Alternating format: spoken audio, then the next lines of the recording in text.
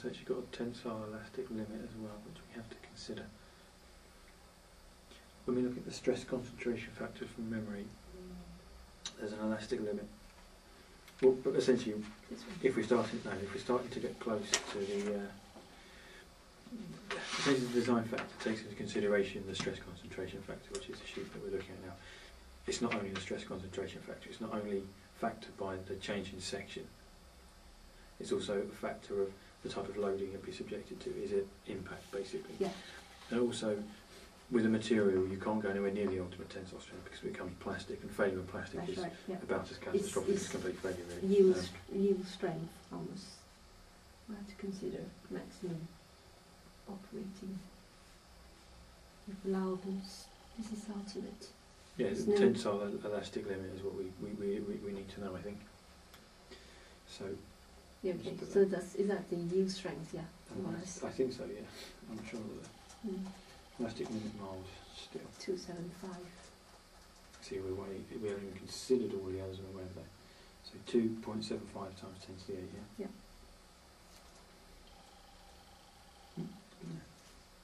Yeah. Must have hit the wrong button. Okay, so we're quite a bit over. It's allowed. Okay. So, do we want to go back and change? Well, we need to start thinking about our stress concentration factors. Shall we try to find the design stress first? Yeah, I mean, if we look at the safety factors, if we can work out essentially what we need, we could actually work backwards to say what diameter we need, because the loads don't change. The loading is the same, it's just essentially the diameter of the shaft which says out what the stress is. Okay, so should we go through this we actually process have of choosing the design factors first? So we can choose, this is how we choose the design factors, the sheet on this. Okay. So this is a design and safety factors sheet from that's a handout. Yeah. So allowable stress is the tensile strength divided by something called N. Yes. U, and N U is equal A times B times C times C times K. Yes. Where the A, B, C. Okay, so the factors are, I'm going to put here N, and we have A, B, C, D, K. Okay. So A is the ratio of ultimate strength of the material to its yield strength. Sometimes called elastic. Okay, that's what we were talking about earlier. Yes. Where's the material sheet? So, which means we are using. Okay, so I can just work that out. Okay. So for ductile materials, A equals to 2. So we can only use half of the ultimate as the yield strength. Yeah. So heat treated and tempered alloy is 1.5. We actually have it though. What do you mean? The ratio of the ultimate strength of material to its yield strength. We actually have it because we know what the ultimate strength is and the elastic limit is. Okay, so this is approximate. So if we want to use the we can actually just work it out. I can just say is equal to 430 by 275. That divided by that. So it's 1.56 for mild steel. Okay. Yeah. Okay. Now I'll put mild steel just so I know. Yeah. B is fatigue factor. Below is an approximate estimate. There are more accurate methods available. One for dead load, one for load between 0 and maximum, 1.5 load which produces alternate tension and compression equal in amount. So fully reversible loading cycle, right? Which is our case, isn't it?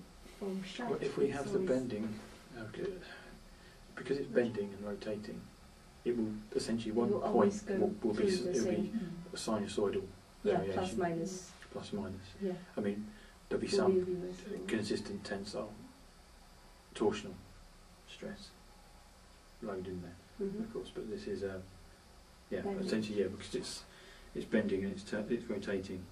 Yeah. So it will be 1.5. Okay, this is looking bad for us. C is shock factor. As with fatigue factor, more precise methods determining this factor exist, but we'll follow this guideline anyway.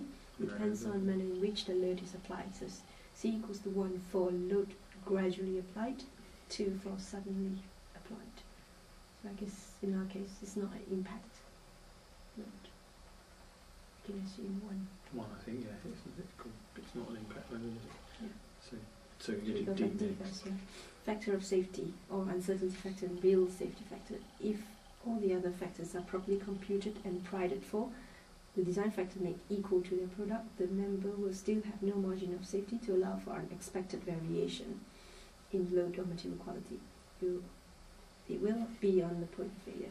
Unfortunately, indeterminate or extremely complex or uncertain, the factor D provides for these conditions a value taken. For D will be dependent on the judgment of the designer, but will include consideration of the following: degree of accuracy of stress computation. Not very. No, because we approximate lots of calculation. Degree of reliability of the material, degree of uncertainty of loading, degree of reliability specification, initial stresses. Right. Blah blah blah. They actually suggest a method, which is the Pugsley method for safety factor. Pugsley method, okay. Yeah. So we'll base our Okay, safety what is it? factor. I'm afraid I've never come across it before. Yeah. If I do, I don't know. I think it's also another combination of different factors. Factor X is chosen to measure the probability of structural failure. 3 factors entered into factor X: material, workmanship, inspection for A; loading having regard to control use, B; assessment of strength having regard to accuracy of analysis, experimental information, and kind of structure. Each of these factors is assessed: very good, good, fair, poor, and factor X is then determined from table 1. Okay, so shall we try? Okay. Right, to find a value X for X factor. Okay. Yeah. So do we consider material, workmanship, inspection and manufacture very good, good, fair or poor in our case? Safe to assume good? I think good. Seems good.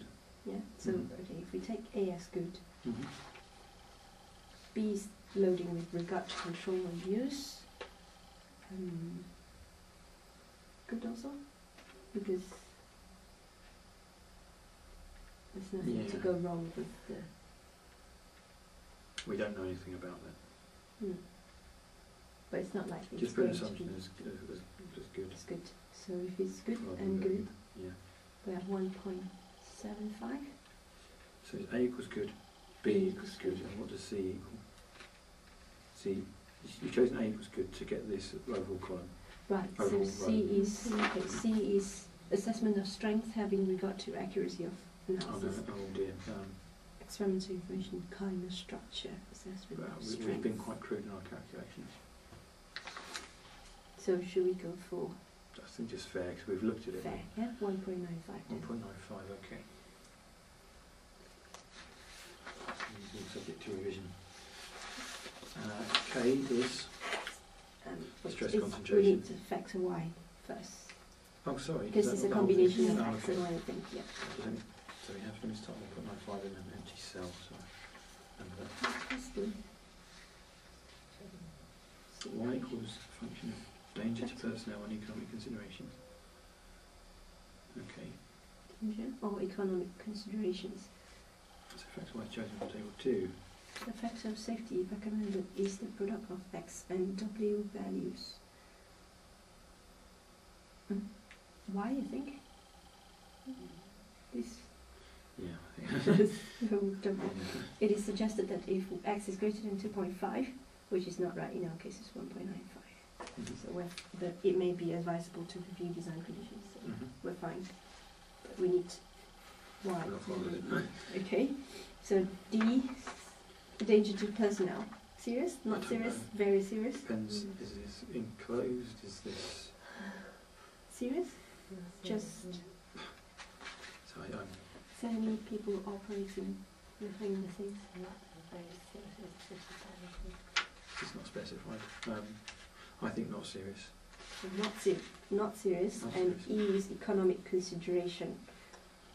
Um, Serious or not serious? Well, something How breaking, much it's always does it got some cost? ramifications. I would say serious. Because you get downtime and stuff. So we said not serious for 1, Not serious for D. and serious for Serious. so 1.1. Yeah. So is it 1.95 times 1.1?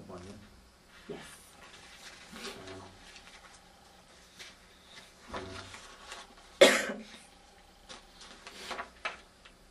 So does